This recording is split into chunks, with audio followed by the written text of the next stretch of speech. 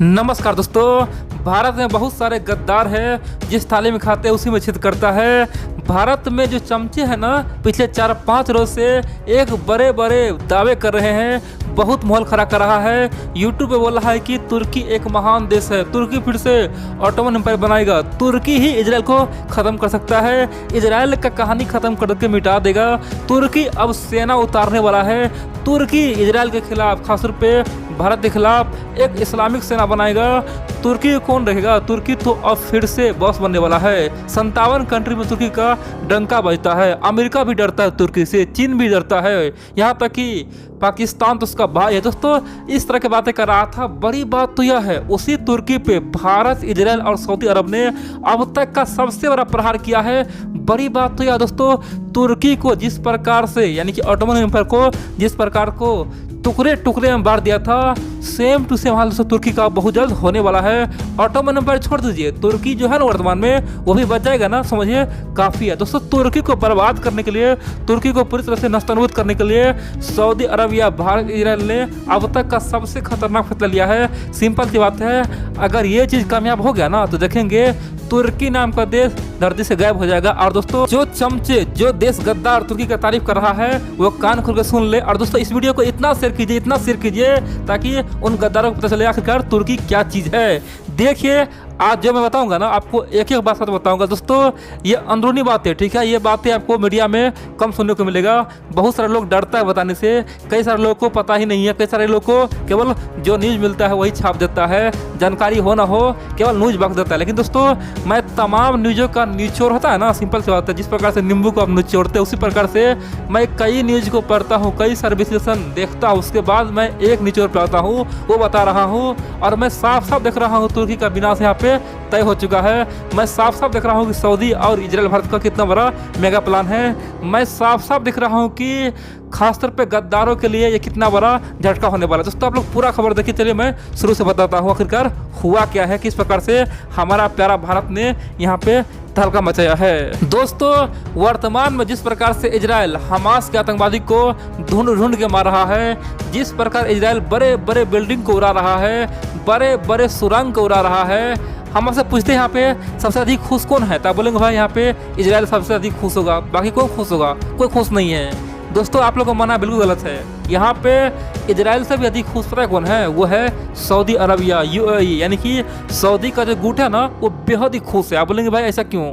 देखिए, आप जानते हैं तुर्की ने पिछले 10 साल से एक ऐसा माहौल खड़ा कर दिया था, जिस माहौल के अनुसार सऊदी अरब विलेन है, तुर्की हीरो है, इस्लामिक दुनिया का बादशाह केवल तुर्की ही बन सकता है, सऊदी तो यूरोप का गुलाम है, अमेरिका का गुलाम है, सऊदी तो स्वार्थी है। दोस्तों, इस तरह का माहौल खड़ा कर दिया था। और बड़ी बात तो यह है, ये जो हमास वाले हैं दोस्तों, हमास वाले वो भी तुर्की के फंडिंग में चलता है, तुर्की फंड करता है, ईरान उसे हथियार सप्लाई करता है। दोस्तों, बड़ी बात तो यह है, ईरान, पाकिस्तान, तुर्की चाहता है कि सऊदी को पूरी तरह से नस्तानाबूद कर दे, क्योंकि दोस्तों तुर्की का यह मानना है कि हमने सऊदी को इतिहास में कई बार हराया है। आप जानते हैं, सऊदी के जो बड़े बड़े राजा है, कई बार तुर्की ने उसका सर कलम कर दिया था 80-100 साल पहले। तो तुर्की चाहता है कि फिर से सऊदी को सर कलम करके उसे गुलाम बना लेंगे, और इसीलिए ये माहौल खड़ा कर रहा था।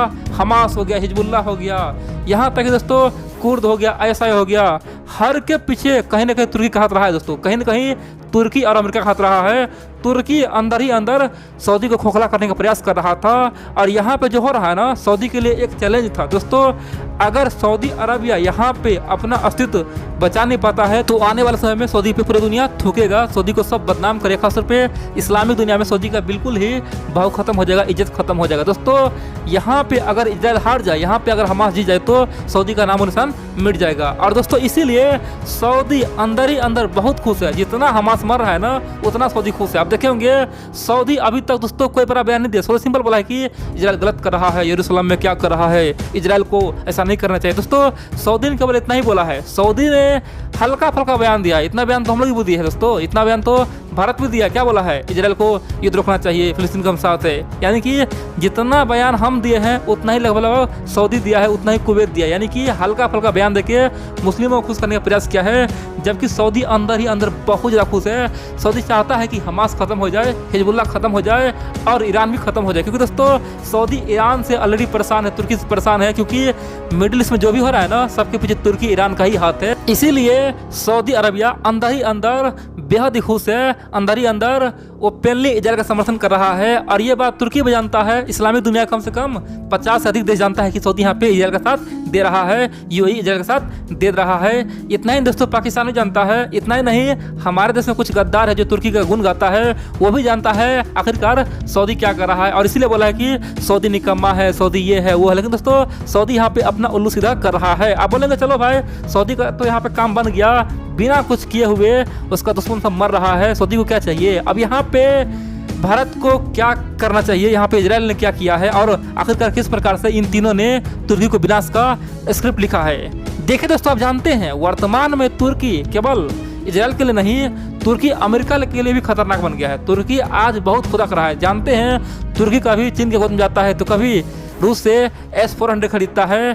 तुर्की यह दिखाता है इस्लामिक दुनिया को कि देखो भाई, इस्लामिक दुनिया में एक ही देश है, वो है तुर्की, जो किसी से डरता नहीं है। ना तो अमेरिका से डरता है, न ही रूस से डरता है, न ही भारत से डरता है। इजराइल को तो मिटा ही देगा। दोस्तों इस तरह का तुर्की संदेश दे रहा है और अमेरिका के लिए ये बहुत बड़ा मुसीबत बन चुका है। इसीलिए अमेरिका ने ओपनली इजराइल को अंदर ही अंदर सपोर्ट दिया, बोला है कि तमाम आतंकवादियों को मारो जो तुर्की समर्थित है, यहाँ पे हम देख लेंगे। दोस्तों इसीलिए अमेरिका के राष्ट्रपति ने ओपनली बोला है कि तुर्की को यहाँ पे हद में रहना चाहिए। दोस्तों हाल ही में अमेरिका के विदेश मंत्री ने ओपनली बोला कि ये तुर्की बहुत ही निकम्मा देश है, ये धर्म का राजनीति करता है, ये खासतौर पे बार बार यहूदी का नाम लेता है। तुर्की को हम चेता रहे हैं, तुर्की को औकात दिखाने के लिए हम तैयार हैं।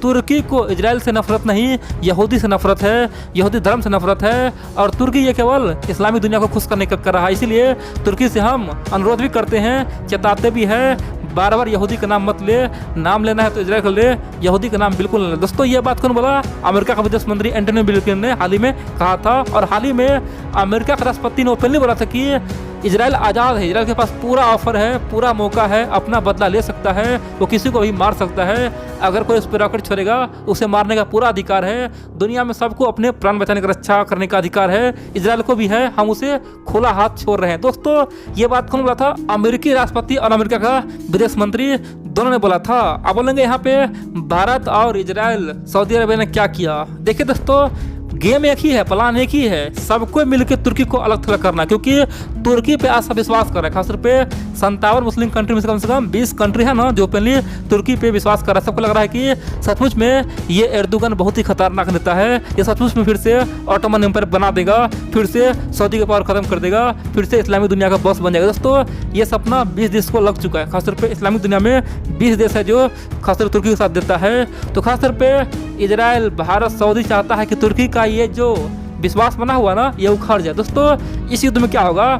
मान लो जितना हमास का आतंकवाद बनेगा, जितना गजापट्टी पे हमला होगा, जितना गजापट्टी को कब्जाएगा यहाँ पे, उतना ही तुर्की का खासतौर पे नाम खत्म होगा। दोस्तों खासतौर पे इस्लामिक दुनिया में तमाम देशों में यह दहशत फैल जाएगा, ये भय फैल जाएगा। आखिरकार तुर्की सबको उस्का देता है, सबको लड़वा देता है, लेकिन युद्ध के मैदान में नहीं आ पाता है और इसी कारण से सबको नुकसान हो जाता है और हमास को भी नुकसान हुआ। दोस्तों इस तरह का माहौल बनेगा और सब तुर्की पे थूके बोलेगी, भाई तुर्की तुम केवल पर्दे के पीछे बोलते हो, फ्रंट पे कभी नहीं आते हो। और दोस्तों यहाँ पे रातों रात फिर से सऊदी का पावर बढ़ने वाला है। सऊदी का पावर बढ़ेगा एक तरफ, उसी तरफ तुर्की का पावर घटने वाला है। और यहाँ पे सऊदी का पावर बढ़ेगा तो सिंपल सी बात है, इजराइल को फायदा होगा। दोस्तों सऊदी अरब या इजराइल केवल नाम के लिए दुश्मन है, ठीक है, नाम के लिए ये दोनों दुश्मन है। सऊदी का मजबूरी है क्योंकि वो इस्लामिक दुनिया का बॉस है और मुस्लिमों को खुश करने के लिए वो इजराइल से दिखावा के लिए दुश्मनी मान लिया है। लेकिन अंदर ही अंदर सऊदी अरबिया का विदेश मंत्री, यहाँ तक कि सऊदी अरब का क्राउन प्रिंस सलमान हो गया, खासतौर पे इजराइल के राष्ट्रपति हो गया, प्रधानमंत्री हो गया, सब ने कई बार आपसी बहुत सारा मीटिंग भी किया है, कई सारा संबंध भी स्थापित किया है, कई बार दोनों मिलते भी है। दोस्तों सऊदी अरब और इजराइल दुनिया को केवल मूर्ख बनाता है, अंदर अंदर दोनों अच्छा मित्र है। दोनों ईरान के खिलाफ मोर्चा खोला हुआ है, तुर्की के खिलाफ मोर्चा खोला हुआ है। आप बोलेंगे आखिरकार भारत को यहाँ पे क्या फायदा हुआ? दोस्तों भारत को अब तक का सबसे बड़ा फायदा हुआ है। सिंपल सी बात है, तुर्की वर्तमान में भारत के लिए दोस्तों मोर्चा खोला हुआ है, पाकिस्तान का साथ दे रहा है। तुर्की बोल रहा है पाकिस्तान को हम हथियार सप्लाई करेंगे, पाकिस्तान को हम ड्रोन देंगे, भारत में जिहाद शुरू करेंगे, भारत में आतंकवादी भेजेंगे, भारत को बर्बाद कर देंगे। दोस्तों सिंपल सी बात है, तुर्की में वो दम नहीं है। लेकिन एक बात तो है, भारत में जो कुछ गद्दार है वो खुश हो जाता है। और बड़ी बात तो यह है कि तुर्की का फंडिंग दोस्तों भारत में आता है। बड़ी बात तो यह है कि भारत को कमज़ोर करने के लिए तुर्की का फंडिंग आता है और भारत में बहुत सारे जो लोग हैं वो फंड से दोस्तों तुर्की का गुण भी गाता है, तुर्की को महान देश बोलता है। तो सिंपल सी बात है, अगर तुर्की कमज़ोर होगा, तुर्की बर्बाद होगा, तो ऑटोमेटिक सी बात है जो हमारा सबसे बड़ा दुश्मन तुर्की है वो ख़त्म हो जाएगा। तो पाकिस्तान ऑटोमेटिक अकेला पड़ जाएगा।